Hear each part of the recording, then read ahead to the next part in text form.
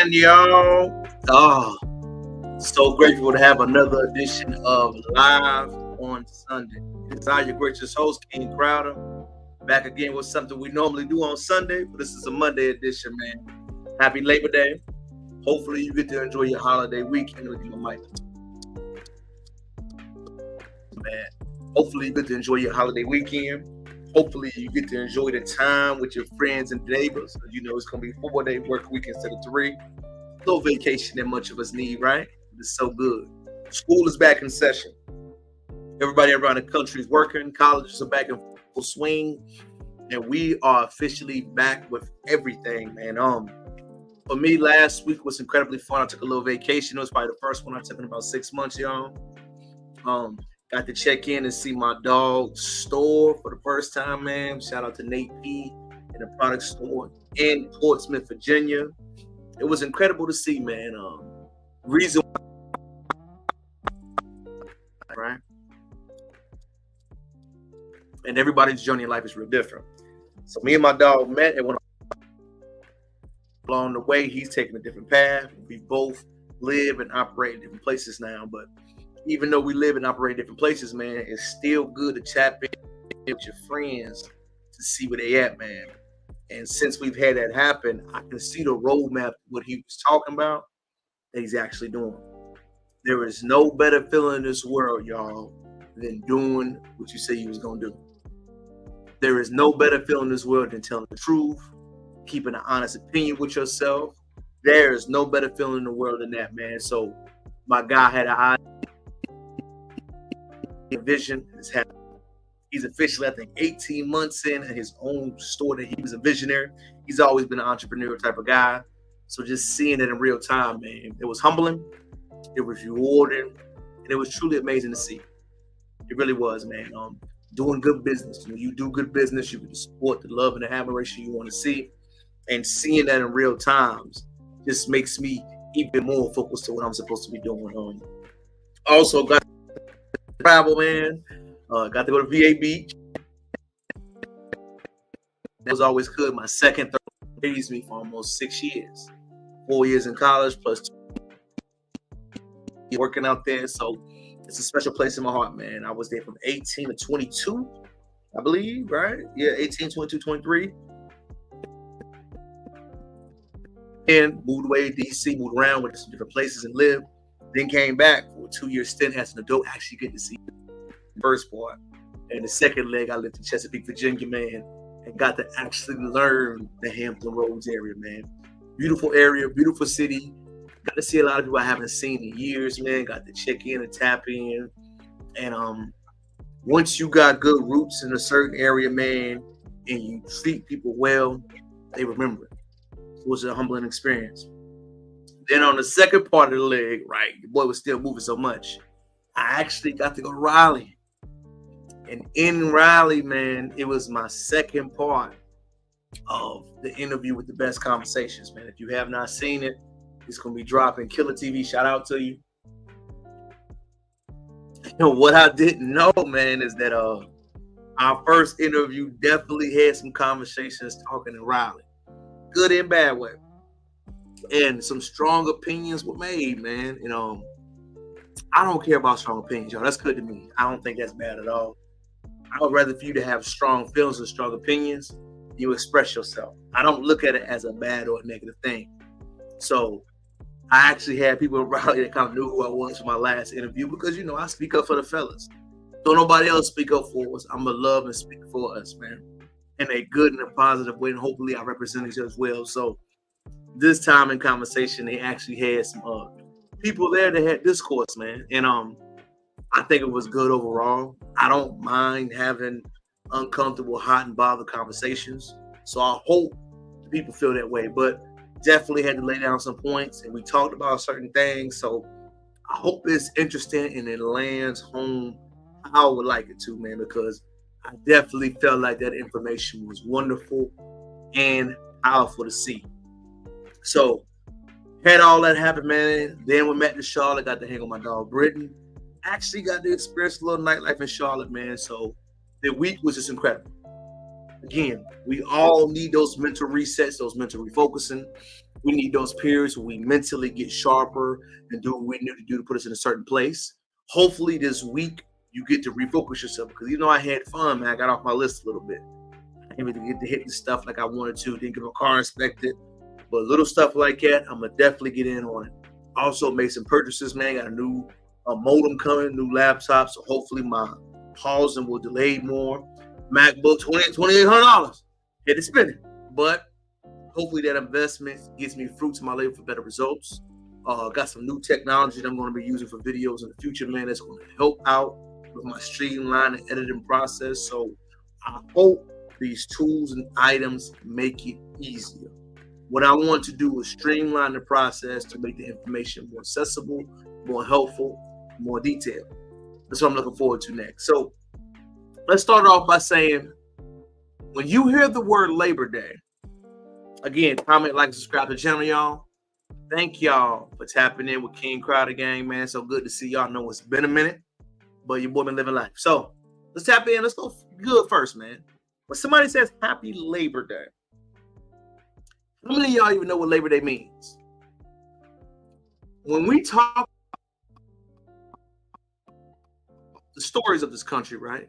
What we never do is break down why knowing the story of America is so profound. If you look at America's history, all of the holidays were created literally by Black Americans. So Labor Day was considered a context in Black American history. It is important to recognize the significance of it, and it was worth doing extreme discrimination, often being used as white-dominated unions, leading to a separation of Black laborers and equal pay. People do not even know that many Black Americans wanted that Labor Day, but said, hey, we deserve to have a same time off. We need to have a point in privilege where people are honored and respected for what they contributed. Labor Day was a holiday in this time in country where workers were given a time off just to mentally celebrate, relax. Many of our holidays, people don't know, were started by Black Americans. Think about it for a second. Memorial Day, Juneteenth, Thanksgiving, all those family type of events and things were started by some of the founding parts of America. The reason why I like to make these things pointed is that when we have holidays, I like people to know the meanings behind them. This was made and linked back to slavery because they didn't have the time nor the resources to actually just relax and labor have a point in time period. When we mention Labor Days and these point of views now, we don't know the significance of why these holidays matter.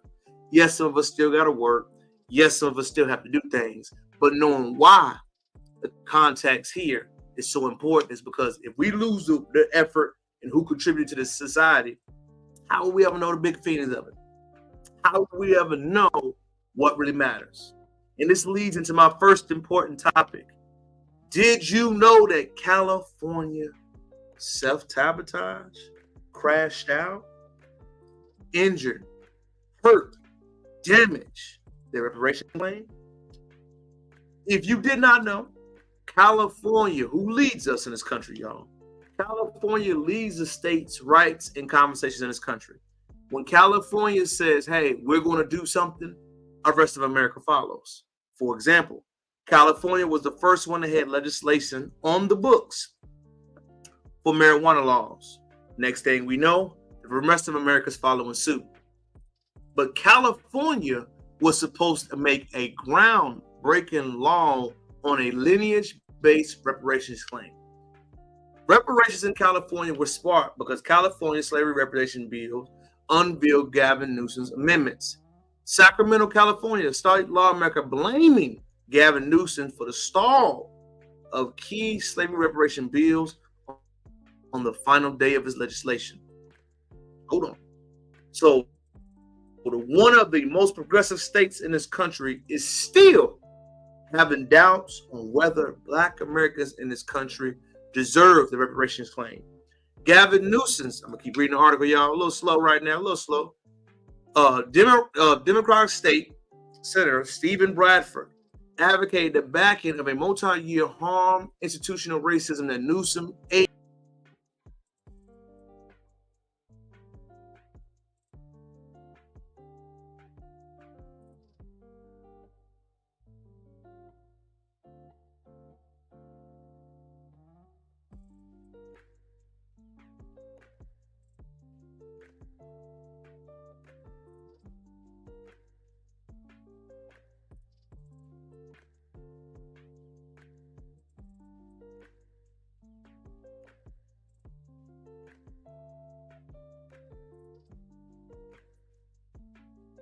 Excuse me, y'all, little snag in the Wi-Fi.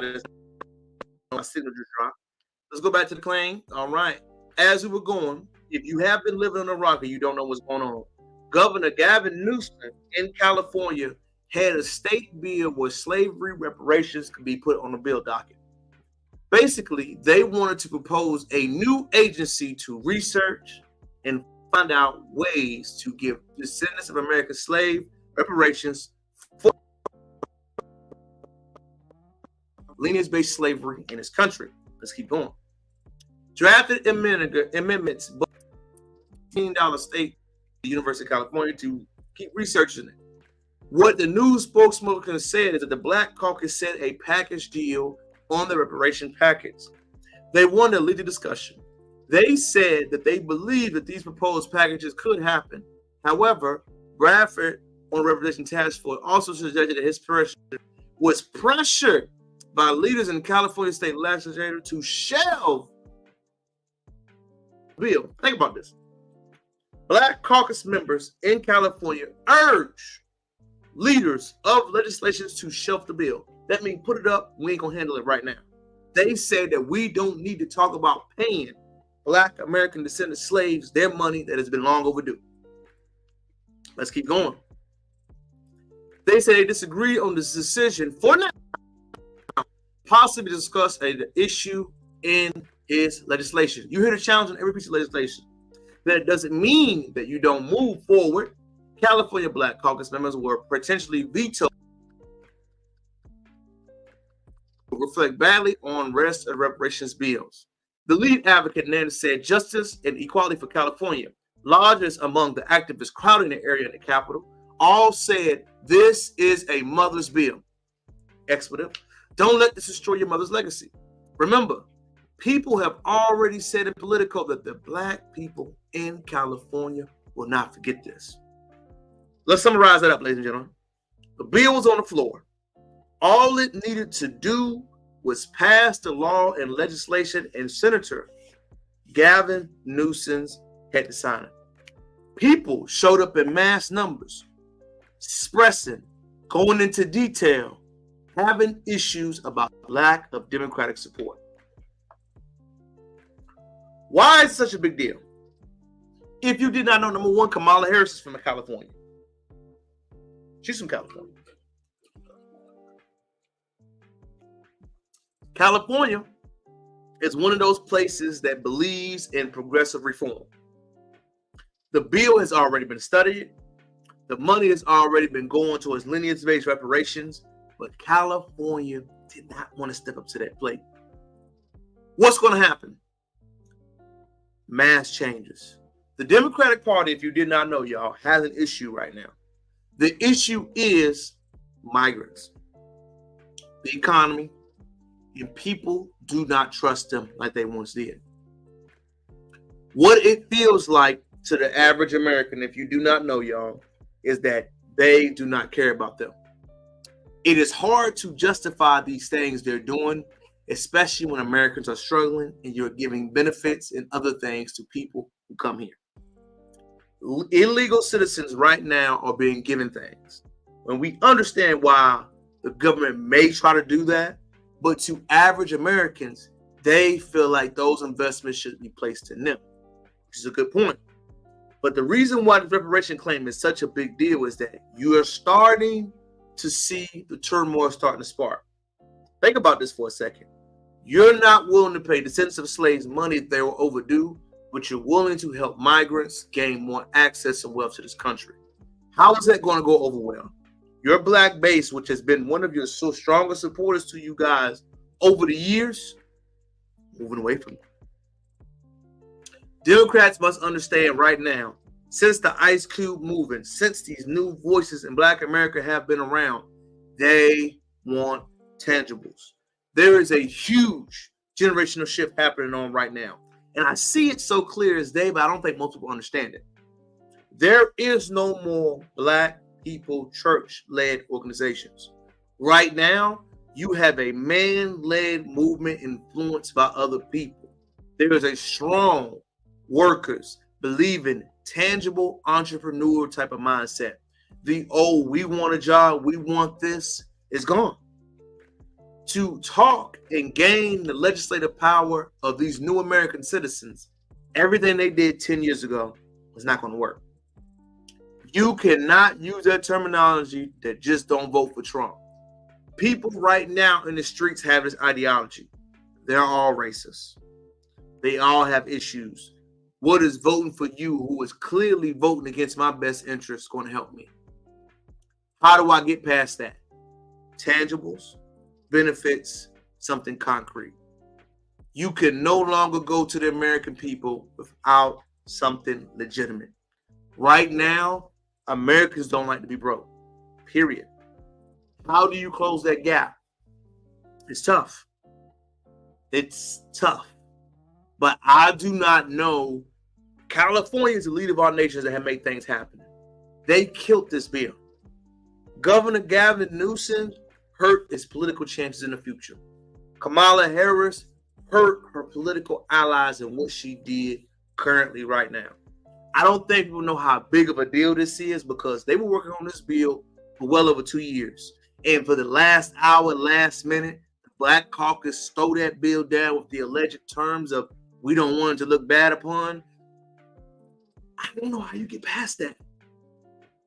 Mentally, you have already shown me that anything I propose to you to benefit or help us out of the situation, you're going to say no to. So the support that you think you're going to have is gone. People were protesting openly. I don't think many people in these parties have any idea how the difference between Black elderly and Black young is. If you're over 65 of the baby boom generation, the civil rights generation, they are completely good with symbolic forms and gestures. All Black Americans under the age of 35 think differently. It is, man. There is no church bias. There is no Democratic bias. They are completely tangibles focus. So all of that ideology and focus that you once had to give, you got to stop doing that. It's not going to work. There are too many other motives of people speaking life into these subjects. And California shot themselves in the foot. I'm going to say this now as a bold statement. I do think they're going to be open for a rude awakening. And the reason why I say these things are going to happen is that they're thinking about short-term impact, how we're going to get to results. I don't think they're looking at the long-term impact. And the reason why I know they're not looking at the long-term impact, you don't have to be a political junkie, but I always want you to be aware. Currently, right now, y'all, if you look for the polls for the White House, you will see the gap is beginning to close. As we begin to talk about these issues and the races keep going on for political activism, you must know what's going on, y'all. Right now, with them openly slamming the door shut on California reparations, with them openly not coming something tangible, Black people's votes is wide open. I have never heard this much open opportunity about who we're going to vote for, how the voters been willing to sell. Most people right now are used to them having an idea on a unified front. But right now, Barack Obama hurt the Democrats. He did. His lack of doing something concrete for the American citizens instead of niche audience hurt them. They will have to reform themselves. We can always say, why does this matter so much, King Crowder? Why are you mentioning these points? Why do you think any of this matters? Number one, because of the study of politics. If you didn't know, politics is about who gets what. Let me say it again. Politics is the subject of who gets what. I vote you in office so you can handle my best interests so my community, my people get the most amount of resources. I put you in this position to speak for me because we live in a republic. Remember, we are not in a true democracy. In a true democracy, everybody speaks up, everyone gives an opinion. We live in a republic form of government. We vote for that person to hold my best interest, to speak for me, to influence for me, and to get things I want to get done. So now we are polling across the United States showing that America's main issues are three things. The economy. How are we going to improve it? The border. How are we going to improve it? And inflation. Any of those other subsidiary issues matter. We get it. But right now, if you want the pulse of what these citizens are talking about, it's those three things. The reason why this first debate, when Trump v. president candidate Kamala Harris is going to be a big deal, is because you're going to have a plan. The pressure is on Kamala's side. Kamala's side will have to justify why we should put you in there. You can no longer go with the I'm going to make changes when I get in office when you've already been in office. So now she really must talk about and break down in detail, what are you going to get done? You must have a super detailed and attentive plan. You must be willing to outdo on President Trump.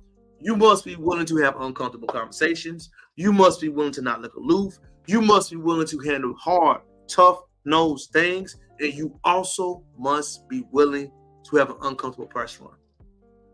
Having an uncomfortable press run means that what your questions about your background, your open-ended questions, your ethnicity, your social standing, your status, every form of whatever you do will be placed on the board.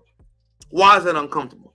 Because if you have a hiccup in your fur or a chink in your armor, it's going to be exploited.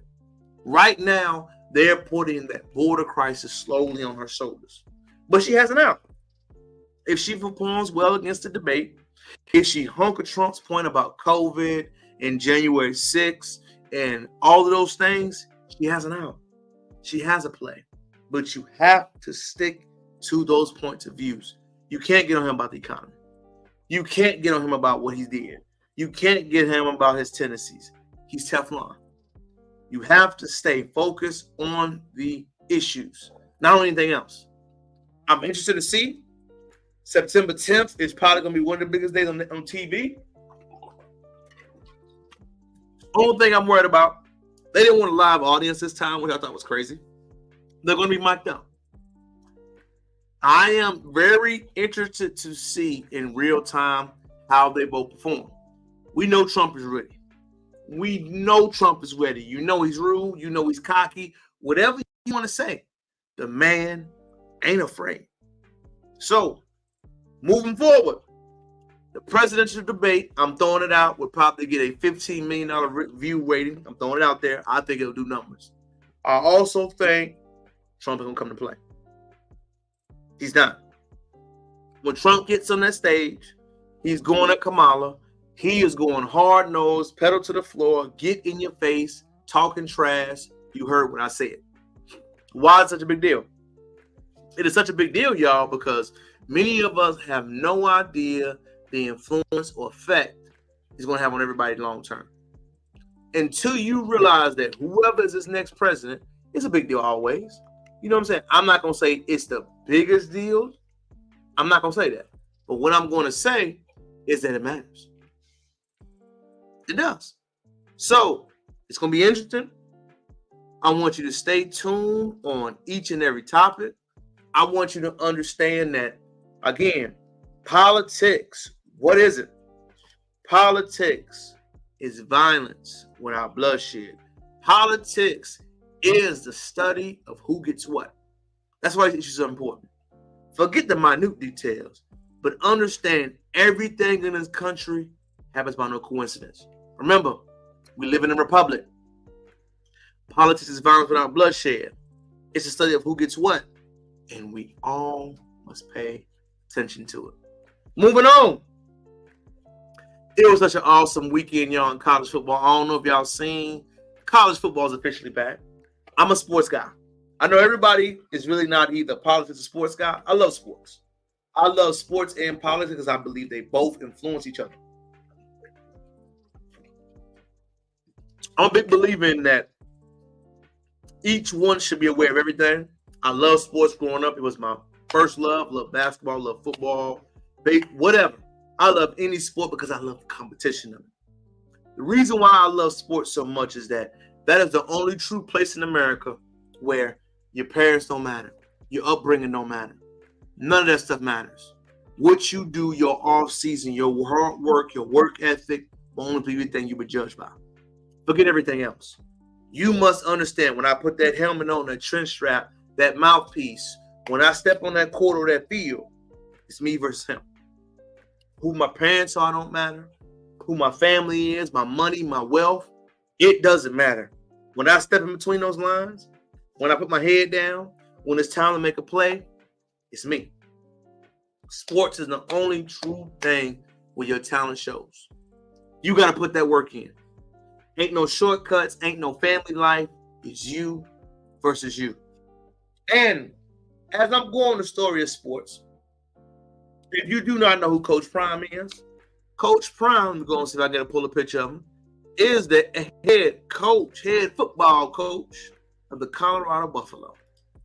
Coach Prime, as a leader, as a popular man, as a man of God, as a man of faith, as a man who is a good father, who expresses his love for his children, as a man who has shown up in multiple aspects of his life, Coach Prime deserves all the flowers and accusation he deserves.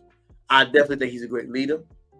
I definitely think he's a great motivator, an example, a person that should be given the love and admiration that he deserves. All of that good stuff, man. Never gonna hate on Coach Prime. But I'm gonna say something right now that most people forget on and need to know that Coach Prime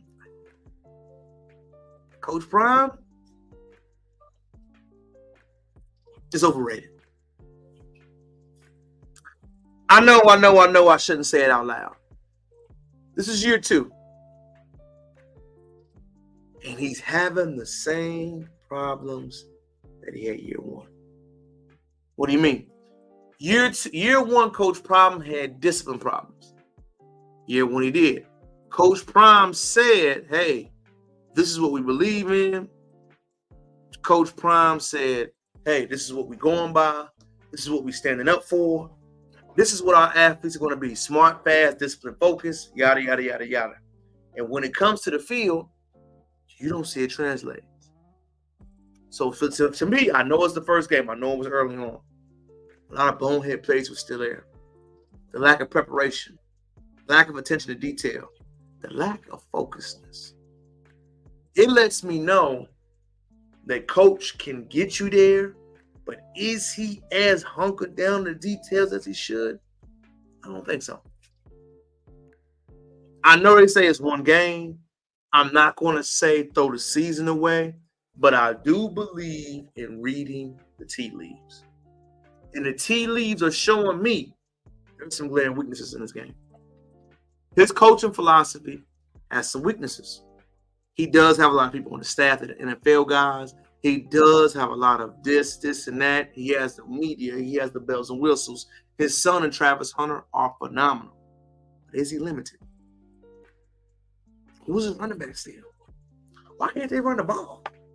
Why do they keep making bonehead late time penalties already this early on? Why is Shiloh a 7th-year senior? Shador is great. Travis is great. What else? Who else are they developing? All these questions make me think. Will he live up to the hype? If he doesn't win at least 8 games this year, is he going to have another Shador? Is he going to have a chance to win another 8 games? Is the hype, the momentum, and the pressure going to begin to get to him? I know he took over a multi-loss program. I get it. I know the expectations are way too high for what he has and what he's done. Get it. But we got to ask this question. Will we continue to see this momentum growth? He has a Heisman quarterback. He has a Heisman level player. What's the odds he gets another one? I don't know. Colorado as a market doesn't have much athletes, which is true. He has a limitation on what he could do and what he could spend, which is true. He is a master seller, and you get in front of him, he's closing that deal, which is true. But I would like to know, does Coach Prime have the insights to make it happen? What do I mean by that? He can spark the movement. Can he sustain it? Can he ensure that these athletes are getting better and better as time and time goes? Can he change his coaching staff? The buzz is there. The love, the numbers, the admiration, all of that is there. But Coach Prime right now is going against one of the harshest words in the world. You know what they are? Expectations. Let's say it again. Expectation. That's what Coach Prime is going against. And I don't know. Can he live up to it? I hope he can. I hope he does. But you can see the media getting after him. You can see the pressure being turned up on him.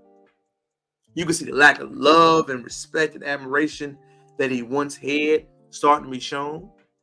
You can see people taking shots at Coach Prime more than I've ever seen in my life. You can actually see what people are saying openly. To me, it's kind of eye-opening.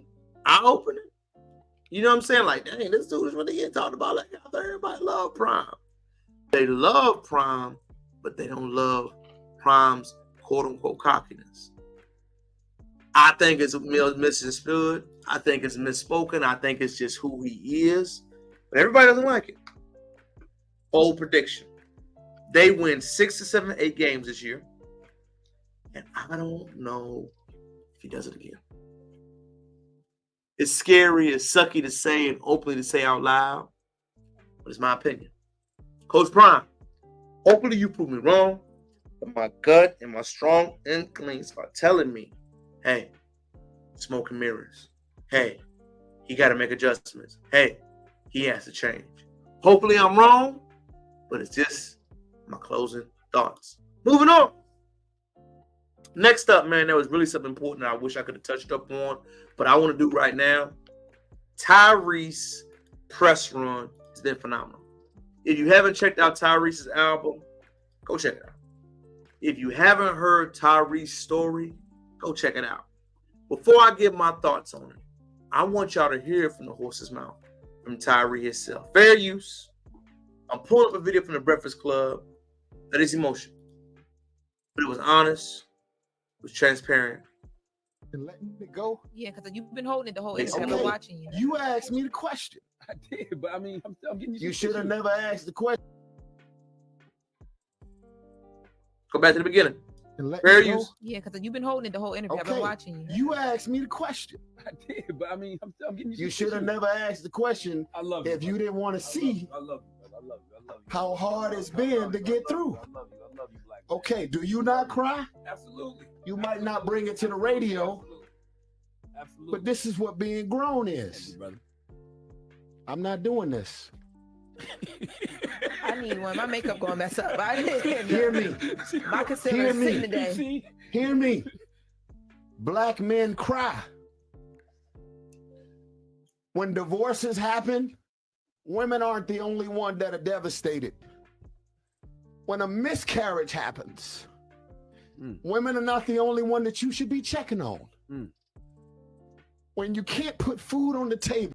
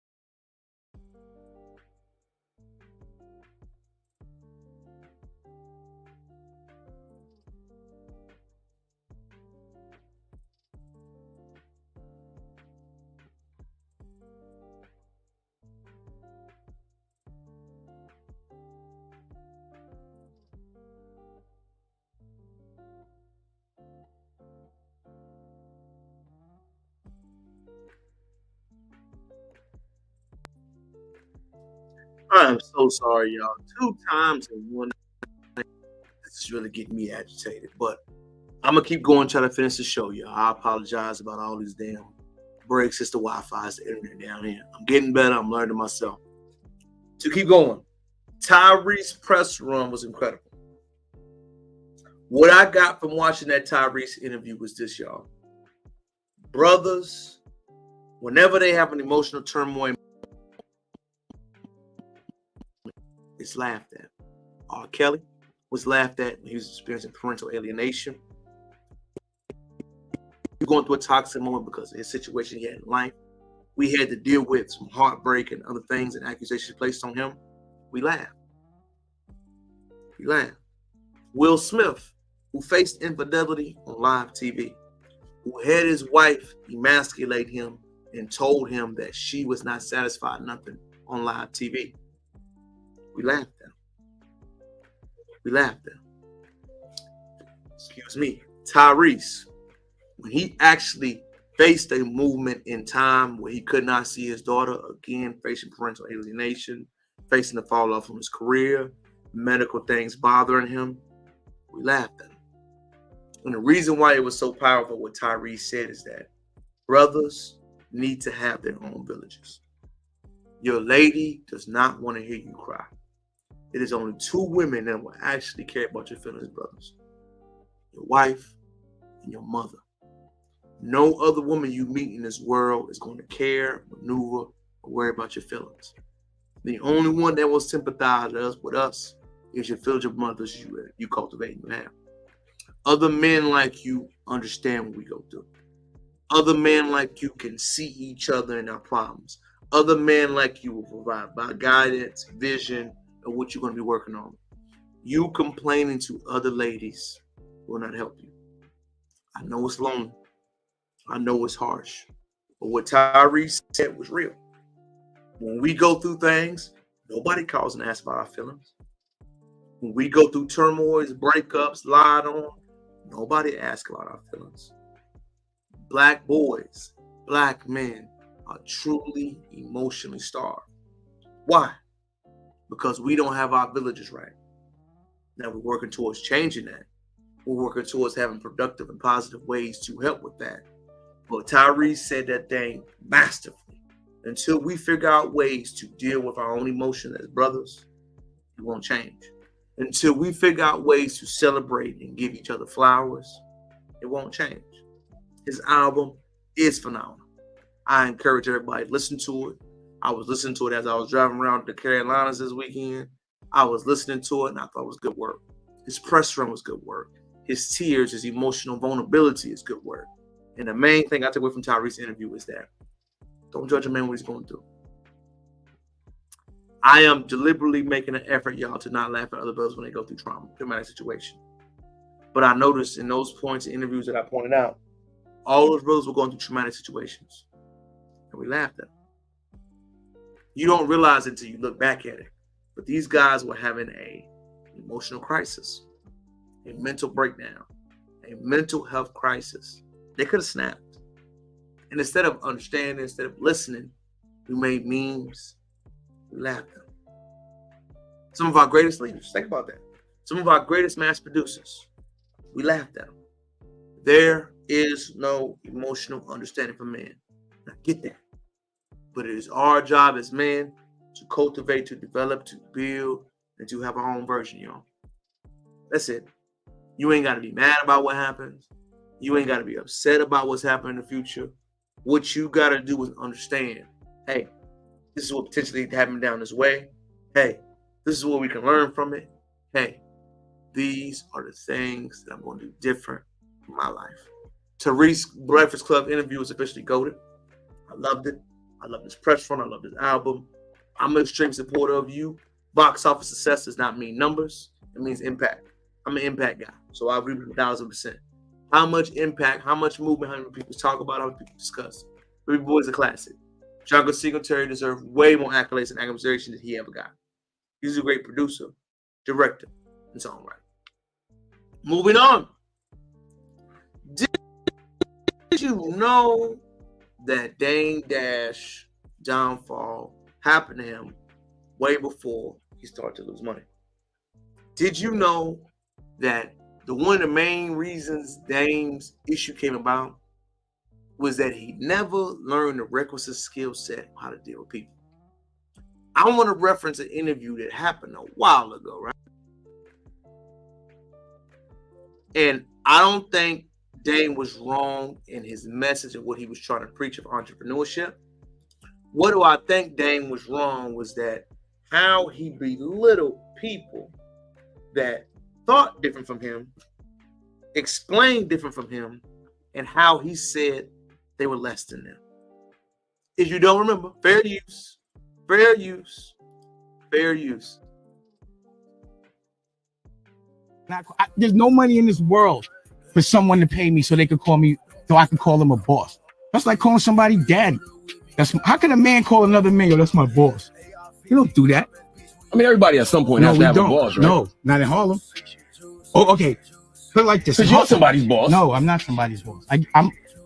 When I was in the street, and someone wasn't your boss, they gave you an opportunity. Okay. I'm gonna get away from that because of the music, y'all. So you're being selfish. Do you think your son enjoys you calling somebody else a boss? Don't you think your son would rather wake up with you and you could pick him up from school instead of having to do a 9 to 5? Don't you think? Yeah, all right, but don't you have to wake up at 4 in the morning? Don't you think your son would love if his name was up there, Dash, or whatever your last name is, instead of somebody else's? My pride is in my children. Like, look what I'm doing right now. Look at my son. I taught my son never to have a boss. He's 23. He owns a restaurant. He has cookies. He has equity. He busts his ass so he can pass it on to his son. If that's not what you hustlers for, you're selfish. You keep saying I'm worried about my kids. You worried about you. My kids are good. How they good? Your kids aren't going to be kids. I feel like I'm in a Def Jam boardroom and back. So you're being selfish. Do you think your son enjoys?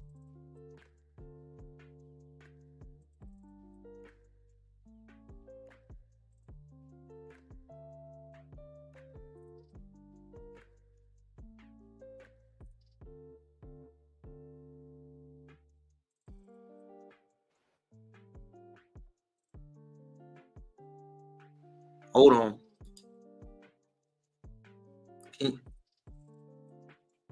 Hold on.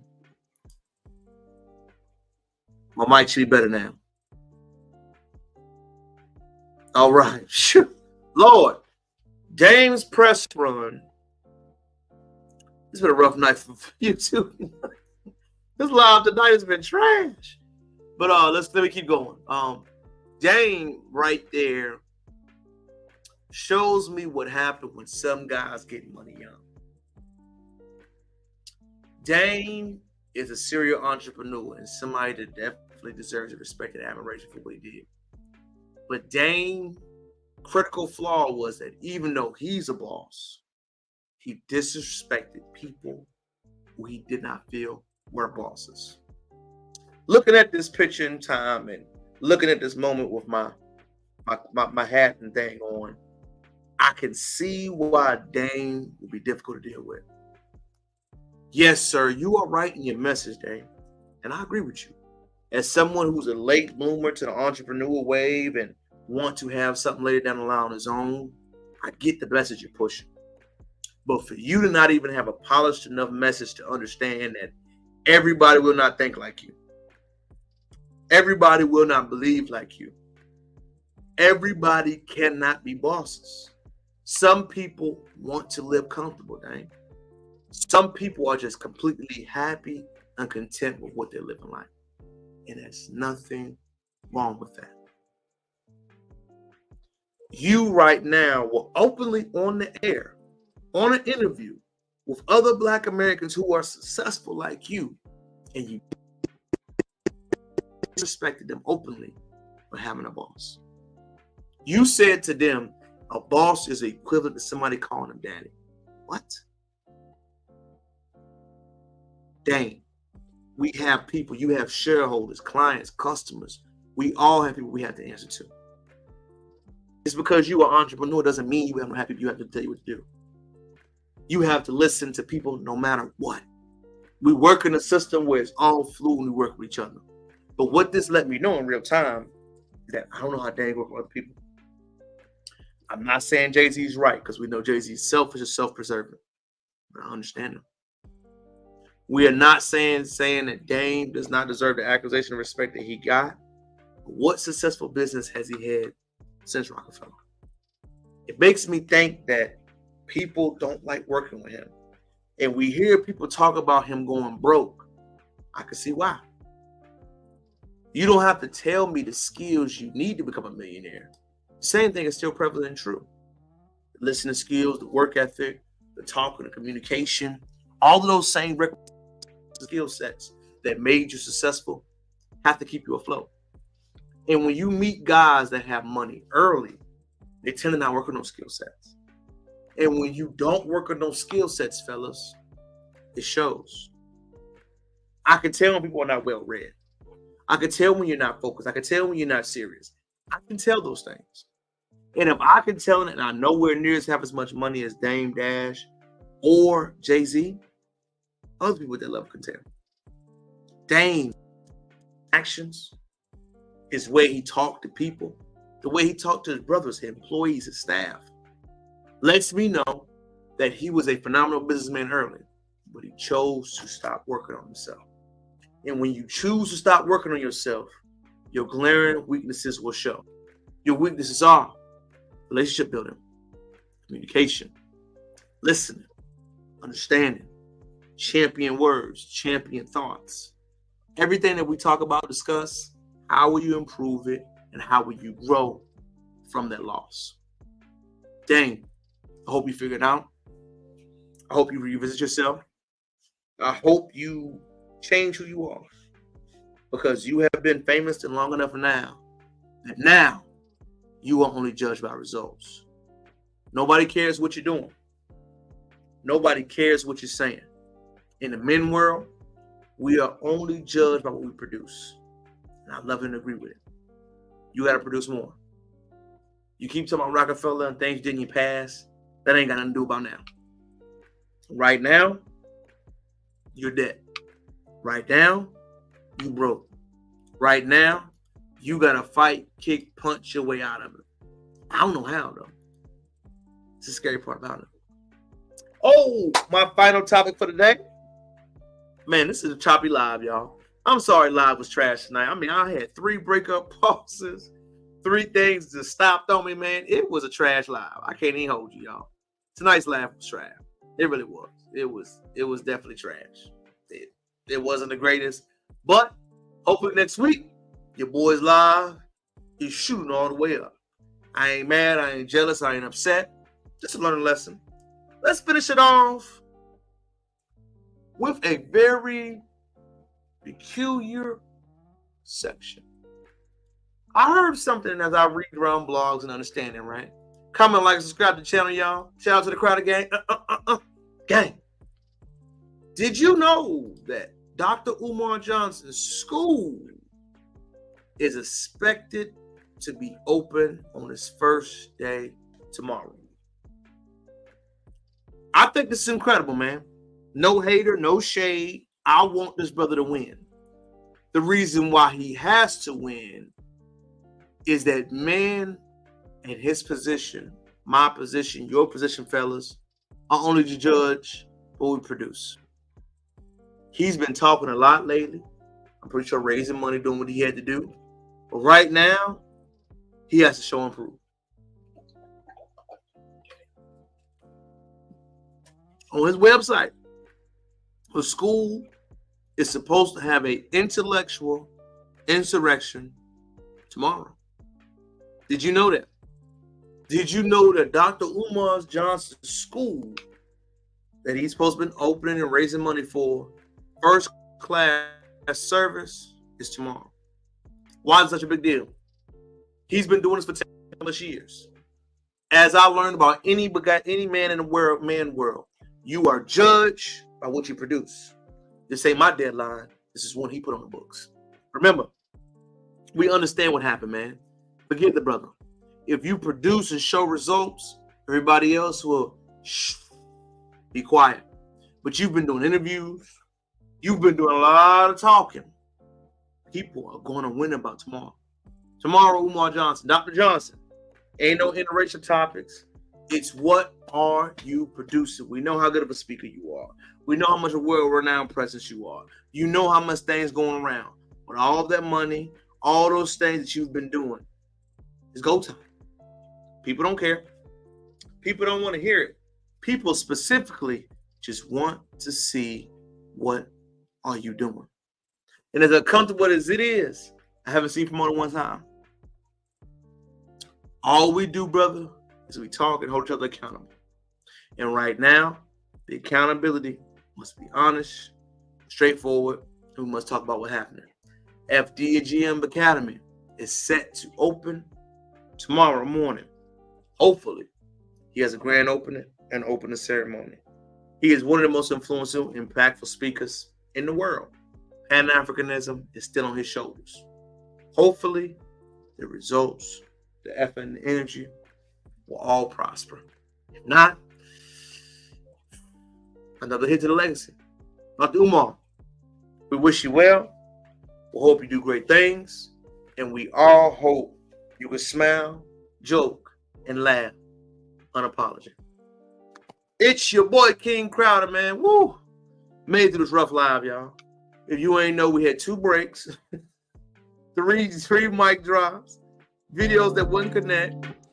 It was a rough live. New updates on the way, new video, new content, new interviews. What I'm going to work on this week is making sure we get our other sections done. I got to work on my to-do list for September, making sure I get the momentum going. Anniversary next month. Graduation plans the month after that. We got so many things we're looking forward to, y'all. I want you to know I'm so excited to be here. King Crowder back with you live on next Sunday. Tune back in 6 days, 3 times, 3 in 3 minutes. We try to go for a much longer time.